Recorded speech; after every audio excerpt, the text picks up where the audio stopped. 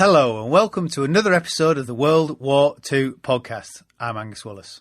On the night of the 16th of May 1943, 19 Lancasters took off from England, heading towards the German industrial heartland of the Ruhr. They carried a new bomb designed to skip across water, avoiding any torpedo nets before hitting the target and sinking into the depths, then exploding. The bomb was codenamed Upkeep. We know it today as the bouncing bomb designed by Barnes Wallis. Those Lancasters of 617 Squadron, commanded by 24-year-old Guy Gibson, would become known as the Dambusters. The operation was Chastised. The mission would be a success, as in 2 of the targeted dams were hit and breached, causing millions of tons of water to surge down into the Ruhr region, flooding mines, destroying factories and homes. The crews that survived the raid would arrive back in Britain as celebrities, swept up in the wartime propaganda and, of course, memorialised in books such as Paul Brickill's The Dambusters, of which the well-known 1955 film is based. Joining me to discuss the raid is Victoria Taylor. Victoria is a postgraduate researcher at the University of Hull. Her MA thesis is Redressing the Wartime and Post-War Mythologisation of Operation Chastised in Britain. Now, this podcast is free. If you don't already subscribe, head over to your podcast software of choice and hit the subscribe button to make sure you get your regular dose of World War II chat. And this podcast is made possible by listeners like yourself who enjoy the show and help me find the time to put it together by becoming patrons, by committing to $1 or $2 each month via Patreon, or even pushing the boat out and committing at a Rockefeller level of support like listeners Matthew Chapman and Brendan Klassen. Thank you guys for your support. You can find out more at patreon.com/WW2podcast.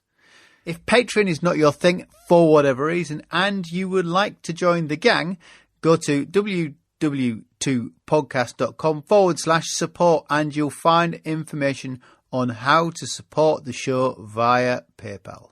In doing so, if you check the little ticky box to be added to the mailing list, I will send you links to the extras when I have them. So that's www2podcast.com/support.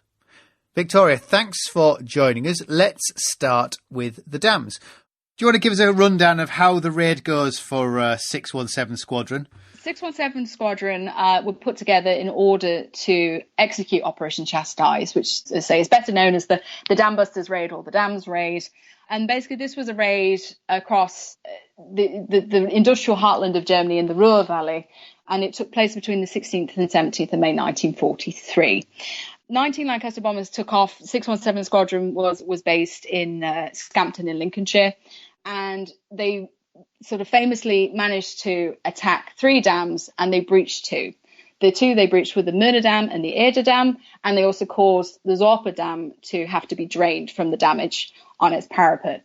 So it was designed to sort of starve Germany of the necessary water for industrial and domestic production, and looking at impacting the workers' morale, interfering with communication and transportation systems. And even though the effects of the raid are debated, the military value of the raid is an ongoing debate, it was undeniably a massive success for British propaganda during the war, and also a massive blow against Germany for the Nazi leadership. When were they first earmarked as a target? They had identified the dams within the heartland of the Ruhr Valley as early as October 1937. Whereas there's often this prevailing myth that actually Barnes Wallis had been responsible and had sort of taken the initiative himself as identifying those dams as potential targets.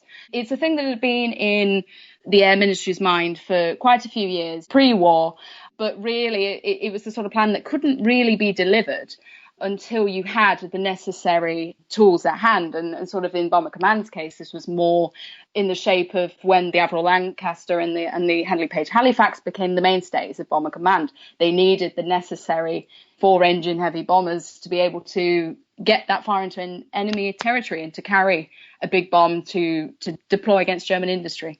So it was in the plans for a long time, but it couldn't materialize until Wallis's experiment. I know they drew up plans for various strategic bombing targets. It's must have come out of the idea that the bomber always gets through, presumably, and they thought, well, where can we affect most damage with least amount of, I don't know if that's the right word, but what was it? Which dams were they targeting, or had they looked at them all? They sort of looked at all of them. Within the earlier plans, they hadn't identified the Möhne and the Zopp and the Eder and, sort of other dams that were in the area that they'd looked at as reserve dams, so the Ieper and the Lister. They weren't codified that early on in 1937. The awareness of the dams came more from the overarching Battle of the Ruhr in 1943, when they knew that they needed to strike directly at the heart of German industry. I mean, to the Germans, the Ruhr Valley was known as the Waffenschmiede des Reiches, which is the armory of the Reich. Those specific dams being targeted was more situational within the Second World War. But the idea of actually attacking dams in Germany, they had been looked at for a variety of reasons from the interwar period up until sort of the early and mid years of the Second World War, because really they were a sort of an ideal industrial target because their breaching could cause a lot of problems. There were a lot of different repercussions, not only just the idea of breaching the dams would cause sort of alarmist rumours of shortages of drinking water or of the threat of disease. If you have breaches in sort of sewage supplies and the water supplies, cross-contamination. The main reason they targeted dams was more for the fact that it was meant to interfere with production. You needed water for steel, and you also needed water in terms of transportation, and breaching dams would also interfere with communication systems and cause issues with the morale of the workers. Those that worked on dams, if you have this deluge of water, then you are interfering with that. So really, dams had been looked at in Germany and vice versa as well. Germany had looked at certain dams within Britain, particularly sort of around Sheffield, so the Derwent dams, Howden dams. They had been identified very early on.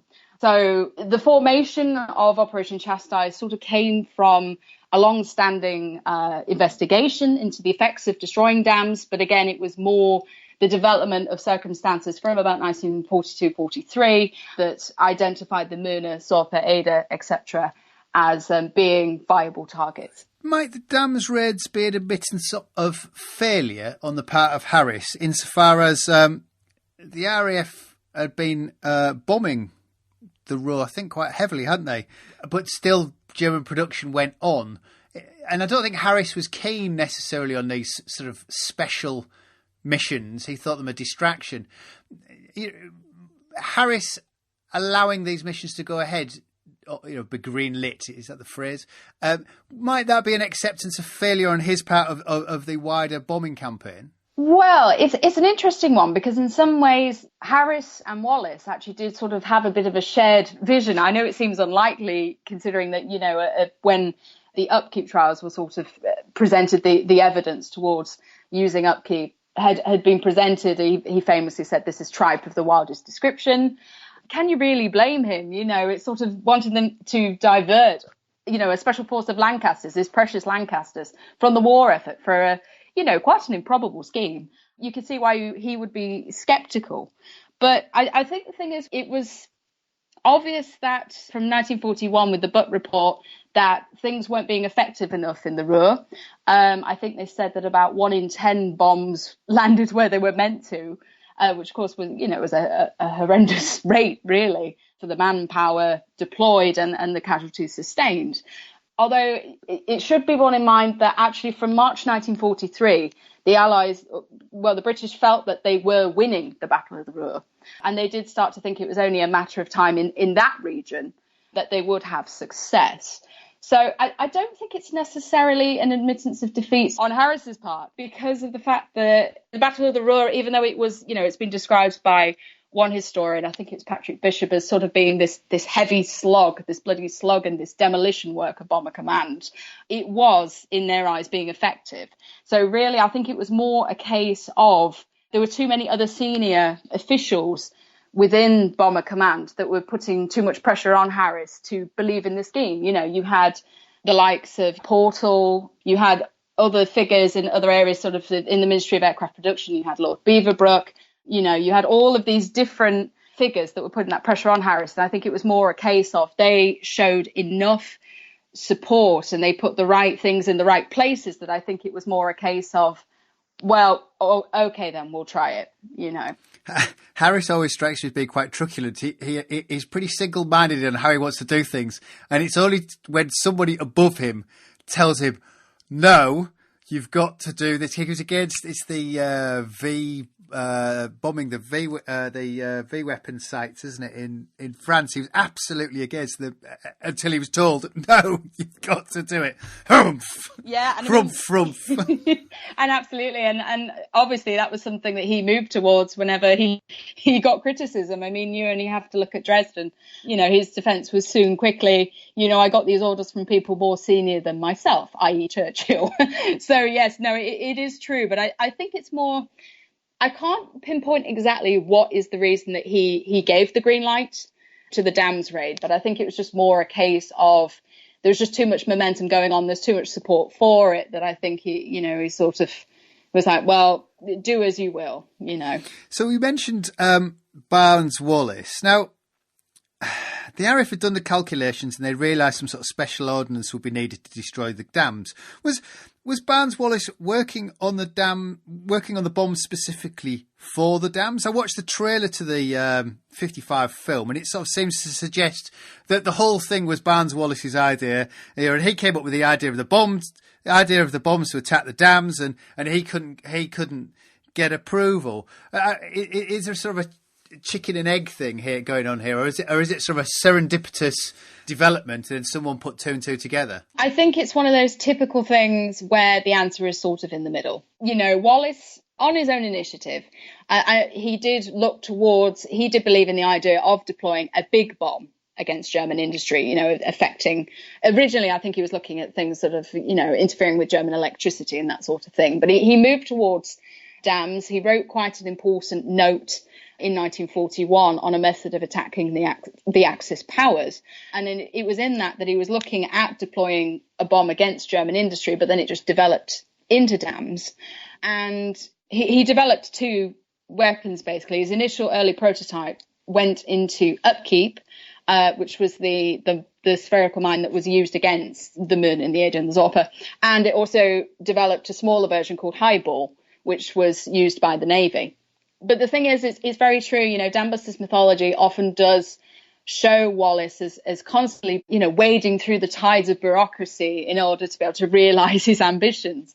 There's a bit of truth in that, although a lot of people have often reported with Wallis that the minute you didn't see it his way, or even if you did see it his way, but you didn't see it immediately, he would feel affronted by that. And I think some of that might be more the case of, as with any genius, they can feel a bit misunderstood, because people are trying to catch up to what they're visualizing.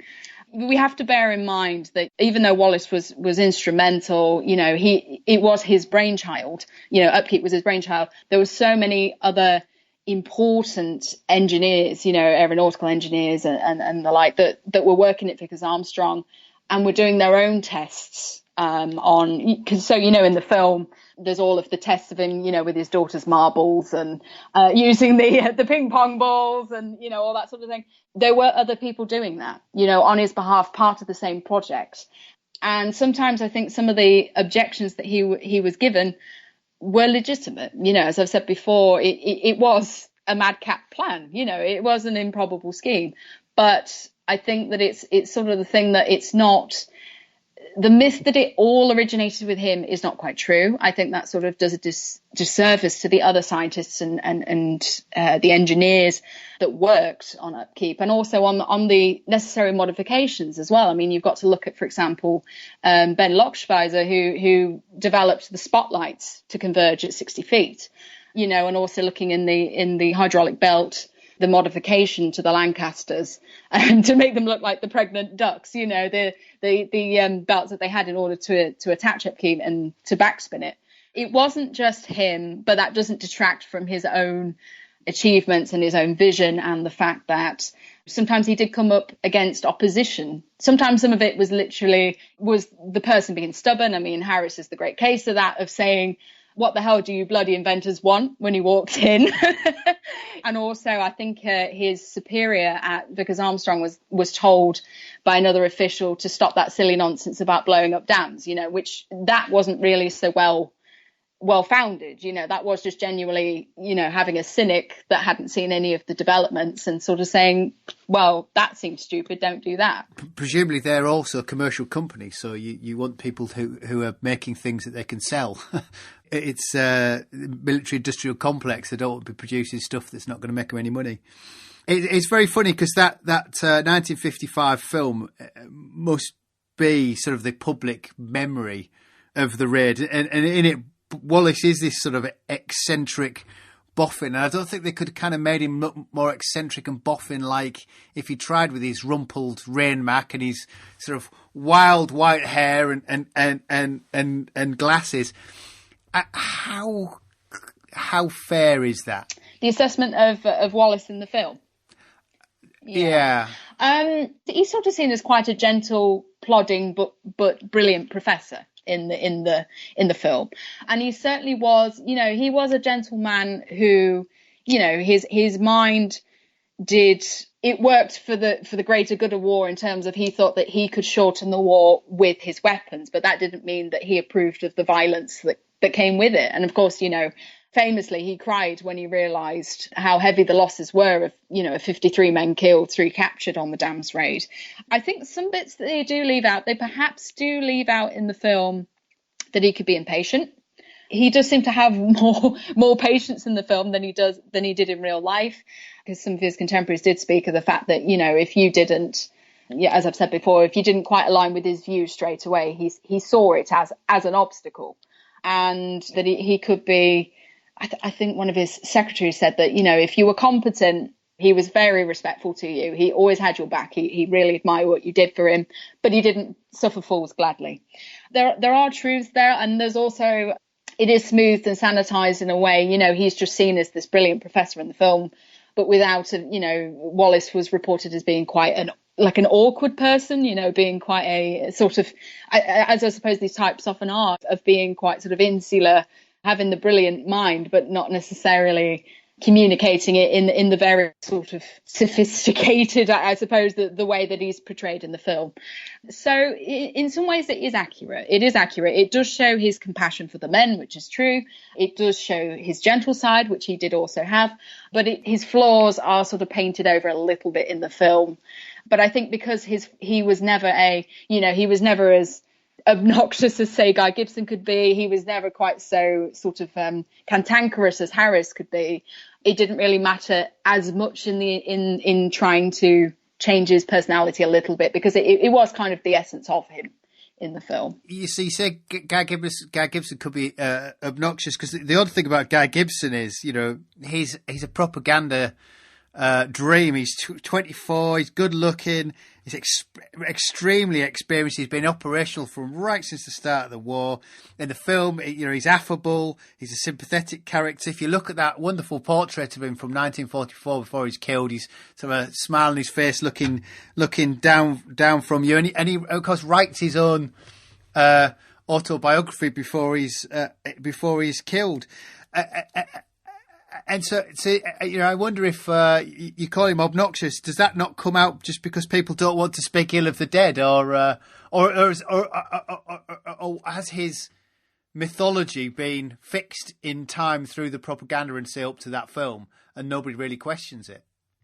How do the crews feel about him? Well, the thing is that I think it's a thing that has always been a point of contention when men who knew him were asked of him. There's often this internal conflict about how to report their experiences with him. So, for example, in an interview with the International Bomber Command Centre, George Johnny Johnson spoke of how at his former squadron he was known as the arch bastard. And, you know, he had this sort of air of, you know, Johnson's often made his well, not his criticism, but his observation that Gibson wasn't very good at bringing himself down to lower ranks. He was of the officer commander ilk. He did struggle with that. When they've said about his more negative traits, you know, the fact that he could be arrogant, that he could be cocky, they do wonder if they're doing him a disservice, which is what Les Monroe said. You know, he sort of said about, he repeated the same sort of criticisms that Johnson had given. But then he did say, I'm not sure if I'm doing him a disservice. And of course, Johnson also said, but to be fair, he was at one point one of, if not the most experienced pilots in Bomber Command at that point. So he had something to be arrogant about. He got more or less almost like the movie star treatment overnight. As you say, you know, he was good looking, he was young, he was, you know, undeniably brave, you know, drawing the flak away from the other Lancasters on the Myrna raid. And I think it's one of those things that absolutely wartime propaganda changed his image in terms of they had to be very careful with his more salient personality flaws. You know, at a tour abroad after the Dams raid, in a publicity tour, he said about how the Dams raid had caused a great number of casualties and a good job too. Which Churchill himself had to, ironically, chastise Gibson, you know, in terms of saying, look, you can't say that. You know, when you've got Winston Churchill, of all people, telling you, dial it down a bit on the criticism or on this rhetoric, you know that he could be a person that was flawed. But sort of within wartime propaganda, he was very much Enemy Coast Ahead, you know, the book that he wrote obviously helped after the war. But at the time, you know, he was reported in papers in a way that is not dissimilar to the way that we report about celebrities now. There were interviews with his glamorous actress wife, Evelyn, and they were complimenting the fact that she makes torpedo nets and does the cooking too, and all these little inside scoops and exclusives about the fact that he kept a little St. Christopher's charm in his tunic pocket when he flew and things like that. And it was very easy to show that side. So it's definitely softened. And in the film as well, he's seen more as sort of one of the lads. He's not particularly combative or has an edge to him, which the real Gibson did. But it's one of those things that, again, his image was softened. There's been quite a lot of debates recently within history in terms of, are the same traits that make someone, you know, not necessarily a completely pleasant person, are they actually the traits that make someone more effective in war, in being decisive, in being assertive, making difficult decisions, not being afraid to step on people's toes? So it's an interesting one with Gibson. You know, his personality was definitely was moderated somewhat, but it is interesting that the men that actually knew him are in these two minds of, well, he was unpleasant in some ways, but in other ways, an excellent commander, you know, can't fault him. Well, I was just reading about Leonard Cheshire, and whilst he's a very sympathetic character, one of the, I'm sorry, it's not criticisms, one of the points made was that he was perfectly at ease sending men off the squadron with LMF, lack of moral fibre, and he just thought it was his duty, which is not, you know, considered as a particularly sympathetic thing, you know. And I think these guys just at times had to get things done. So there is a ruthlessness that possibly comes with command. I know that Monroe gave a story once about the fact that you know, because he was actually destined for the Zorpa Dam, but he never made it because of the fact that the communications were knocked out. And he remembered telling Gibson, you know, we had to turn back. There's no way we could continue. And Gibson just said, well, you were flying too high, and then just walked away. It's hard to forget that how much strain these men were under night after night. And it's the sort of thing that, you know, maybe in a peacetime situation, most people think like, what a horrible person. But that's the thing, you know, it does depend on that those traits can become strengths in wartime. Had it been planned as a propaganda coup, or was that just sort of a bit of a surprise to everybody when they came back? Because, I mean, there must have been hundreds, I don't know, raids going out all the time on specific targets. You know, admittedly, this has got a specialist bomb and But is it, was it planned by the RAF as a publicity? I don't want to say stunt, as a publicity coup. 100%. Yeah, absolutely. It had already been pre-planned. Gibson had actually been given the word to write about the event before it happened. So it was a case of, you can see the fact that how soon Enemy Goes Ahead came out. It was published in 1946, obviously posthumously for Gibson, who was killed in 1944, I believe. But it was already planned from the off to be, if it pulled off, to be a massive propaganda victory, because even just breaching one dam would be an excellent thing to write about. It would have come straight on the heels of news of success in Africa. You sort of had successes in El Alamein. And of course, you'd had other sort of like incidences where actually it seemed like the war could be turning. So, of course, it was a very crucial period in order to drive up the propaganda machine and show actually there is hope, rather than relying on what were essentially defensive victories, sort of in Dunkirk being a successful withdrawal. And then you'd also had the Battle of Britain, but of course that was more, that was defending the British Isles rather than striking at the heart of Germany. The Dams raid, in comparison, was actually bringing it properly to Germany. And of course, this predated, with it being in May 1943, the Dams raid preceded Hamburg and Dresden and places like that, so it didn't seem as if the war was being hammered home to Germany much at that time. So absolutely, it was planned as a propaganda opportunity if it was going to be pulled off successfully. I didn't realise that there was leaflet drops over Europe, which somehow seemed slightly, I don't know, peculiar to me. And the fact that Churchill, I think he's in the US at the time of the raid, isn't he? Which must have helped increase his prestige in the eyes of our allies, Stalin and Roosevelt, when we're trying to guarantee our place at the top table. Absolutely. It was carried out at a time where Churchill could actually address the House of Representatives. He gave huge congratulations to who would become the Dambusters on the raid, and it was also used in a lot of other places. So they dropped leaflets in Holland and in France that documented the success of the Dams raid. And they also had, I think there was some Norwegian celebration day or something in London. And that was used as an opportunity to say this strike within the heart of German industry is another step towards freeing Norway. It was really used in any means possible. And of course, it was perfect in terms of bringing what Stalin wanted. He wanted the Eastern Front, and he wanted a second front. He wanted to split Germany's resources. So to be shown to be striking directly within Germany in that respect, and not just in Germany, but in where sort of 65% of its pig iron was produced, and all of these different aspects of its industrial capacity being hit directly and in such clear detail, having these propaganda pictures of the raid that was splashed all over the newspapers, all over the Commonwealth and, above and beyond. It was one of those things that it really did lend itself well, and it came at an excellent time, for Churchill and for Britain. I wonder if we can turn the tables. Did it represent a propaganda opportunity for the Germans? Yes, although of a more sinister fashion, which is often not really covered quite so much. I think because the German side of the Dambusters raid is often not looked at quite so much. I think some of it has been sort of the thought that there's been the fixation on how the raid was carried out, that sort of its implications have not been considered. And they've often been seen as, like those that drowned in the floods, for example, have been seen as collateral damage, which, without being inhumane, it was intended like that to a certain extent. It was a legitimate military target, but it was in the vicinity of people and their communities. But in Germany, obviously, they had to keep it on the low, because especially once they could actually assess the damage and know just how much damage had been wreaked by the British.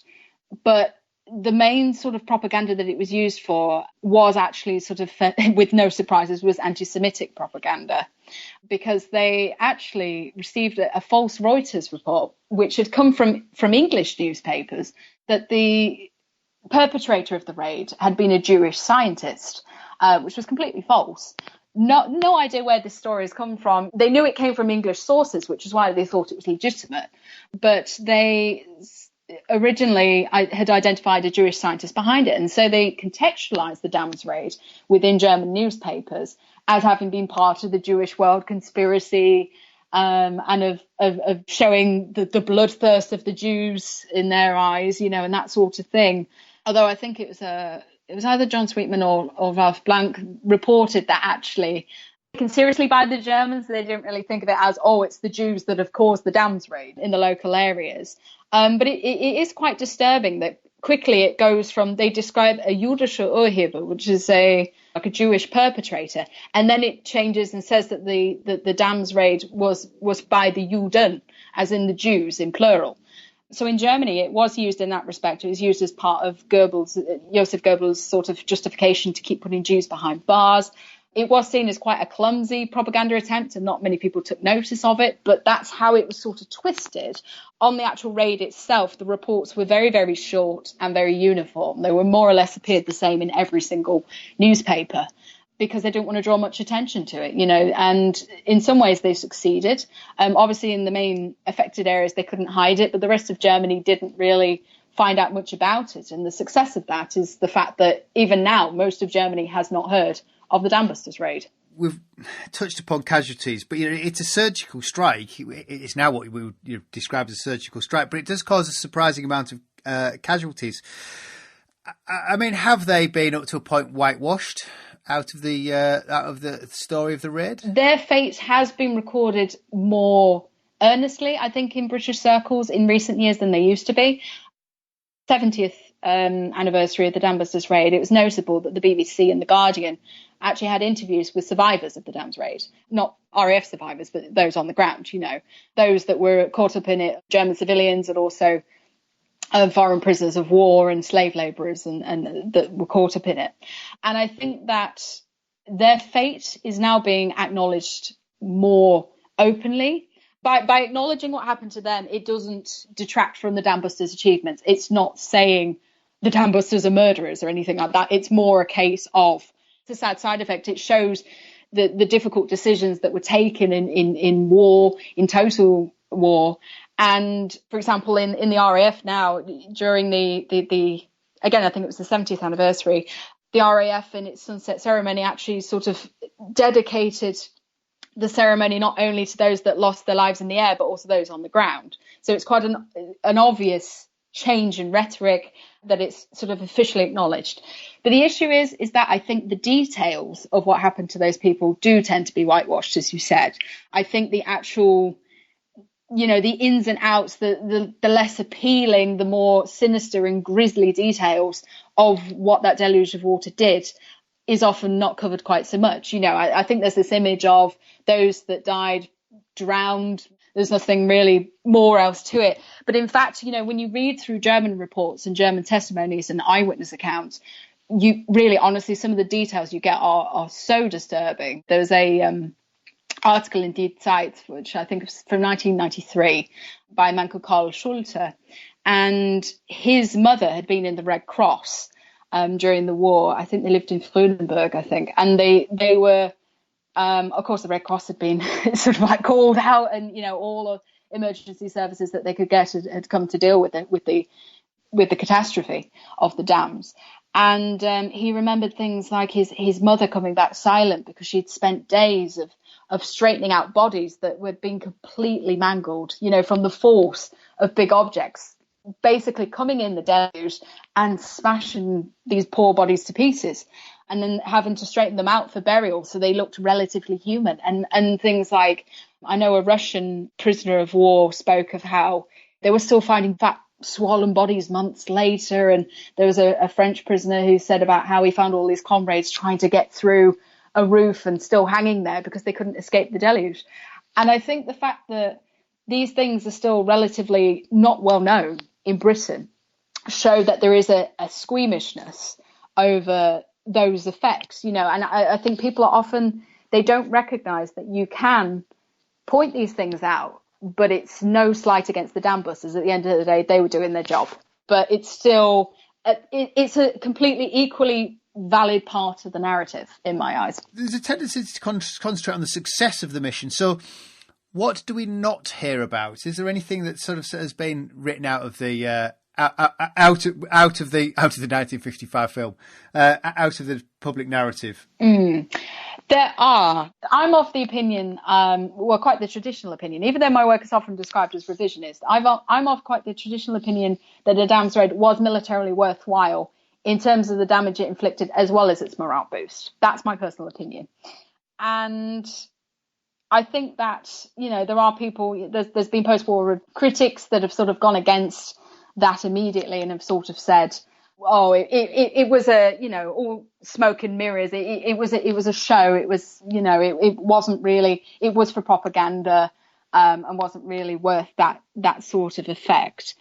The things that were the missing from the narrative are things that if you're a serious student of Chastised, you know about, but they're the sort of side effects and the things that didn't quite go to plan, which are left out of the public narrative. For example, I think that the Air Ministry placed a lot more emphasis on the Zorpa Dam than is often acknowledged. Now, the Zorpa Dam, I personally think the results on the Zorpa Dam were very impressive considering the situation, because upkeep was suited to gravity dams. It was suited to a certain kind of masonry, whereas the Zorpa Dam was an earth-based dam. And so it wasn't susceptible in the same way. It couldn't have the underwater shock waves to plough through it that you could have at the Muna and the Eder Dam. So it had to be dropped directly on it. And they still succeeded in it having to be drained. It was damaged enough that the dam had to be drained in order to be repaired. Am I right in saying that's the one where Johnny Johnson has 9 runs before he actually releases the bomb? It's awkward, more awkward than they anticipated on the bombing. Yeah, absolutely. And for good reason, because at the Muna and the Eder dams, they had towers that they used a special triangulation bomb site, in order to have it to align with the towers. So then they knew once they're at 60 feet and once they're at the right distance away, they knew to drop upkeep.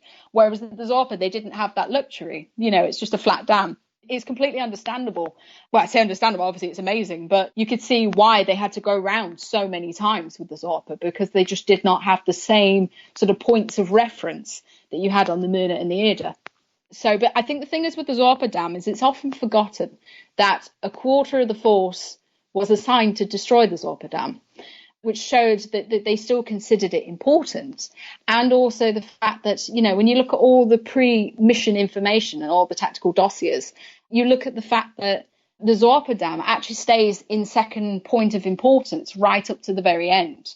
In fact, it mentions that attacks on the Eder Dam are to follow attacks on the Zorpa and the Muna, because the Zorpa and the Muna were interconnected. They accounted for 75% of the water capacity in that region, whereas they were actual Ruhr Valley dams, whereas the Eder Dam was separate and was on the River Weser. They say, even right up to the beginning of the event, they say, okay, attacks are meant to follow on the Eder, but then they do change very last minute. They put the targets in order of Muna and then Eder. And that's simply based on not necessarily on the effectiveness of the damage that would be caused, but more for the fact that it was more plausible that they could breach the Eder over the Zorpa. So there is certain aspects of the Zorpa that are sort of filtered out. And I know that Johnny Johnson sort of criticised Paul Brickhill's famous book on the Dambusters, which, of course, the film was eventually based on. He ended up criticising it because of the fact that he said, according to the book, we hadn't done anything at all, because the Zorpa doesn't feature in that and it doesn't feature in the film. So there's certainly aspects that the RAF wanted to hide and the filmmakers wanted to hide that weren't quite so successful. And there's also other sort of mishaps in the mission that often aren't covered quite so much. So, for example, an intact upkeep mine was actually recovered by the German authorities. They were testing it, and they'd already figured out from an interrogation with Fraser, who was injured and captured, that it spun at 500 revolutions per minute, that you had to take into account the horizontal flying, the altitude, and that it had to be spun up, quite a few minutes beforehand. Now, the bit that Fraser left out, crucially, was the fact it had to be spun backwards, because basically the Germans couldn't figure out how it had bounced. They knew it was a bouncing bomb, or they called it, I think it was a Rollbomber. They called it like a rolling bomb. That was the one thing they couldn't quite figure. They didn't realize it had to be spun backwards.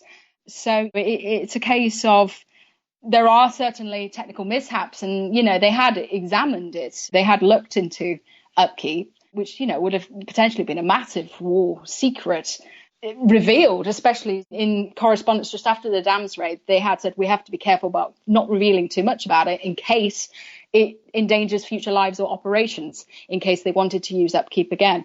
So, yeah, there's definitely certain parts of the narrative that are, sort of are obscured somewhat. And I think partially because it didn't conform with the heroic narrative. Things aren't deliberately left out now, I don't think. But the problem is that, so much of the Dambusters is based on those immediate wartime and post-war myths, which, have only just started to be unveiled properly. Well, I did think for a long time that if you were a historian wanted to sort of get a book published, you had to sort of almost reinforce the popular history or not get published. So I think this is a curse that does plague certain popular historians. Now I think there's a little bit more freedom and flexibility to be able to deal with Second World War myths, perhaps because there's more distance there now. But I think that is an issue that does affect a lot of popular historians, is sort of how do you sort of unveil the myths, but in a way that is considered respectable to a larger or respectful to a larger audience. It is a difficult dilemma, and I don't envy that situation at all. James Holland has a book out, and in it he states that only 2 major works had previously been written before him. If someone wants to read about the raid, which book would you suggest? I would say, without a doubt, John Sweetman's book. I would say his, because the Dams Raid epical myth is one of the first books that truly did dig into the less comfortable aspects of the raid. I would imagine that was probably one of the major works that Holland was referring to in his own book, because that's one of the books that does start to correct a lot of myths in terms of the Dams raid. So I think it originally came out in the in the 1980s, I think. But a lot of it does still, has stood the test of time.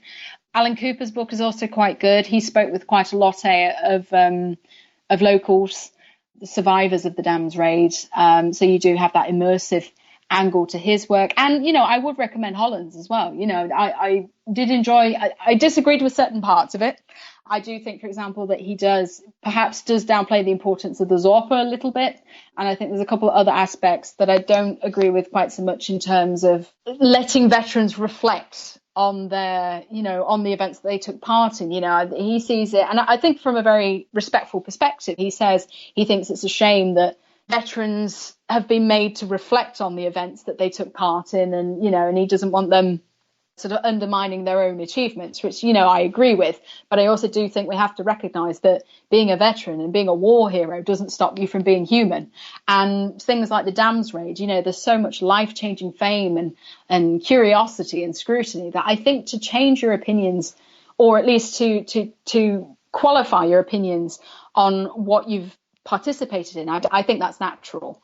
But I would say, all 3 books I very much enjoyed for different reasons. I know that Max Hastings has got a new book coming out soon as well on Chastised. So curious to see what's in that one. And I may end up recommending that one too. But I think Sweetman's is a good blend of academic and also, easy to read, easy to follow, and is quite immersive. So I'll put a link to those books on the website if listeners want to have a read and find out more. Well, Victoria, that was great. Thank you for joining us, and keep in touch. It would be great to chat again. Loyal listener, I'll also put on the website, www.podcast.com, a link to Victoria's MA thesis. It is well worth a read and very accessible. Don't forget, if you're interested in keeping the show on the road, head over to patreon.com/WW2podcast, where for patrons I do make available extras of me chatting with our guests. You'll find there Victoria telling me about her thesis exploring the Nazification of the Luftwaffe. So that's patreon.com/WW2podcast. So that's it for now. I'm Angus Wallis, and thanks for listening.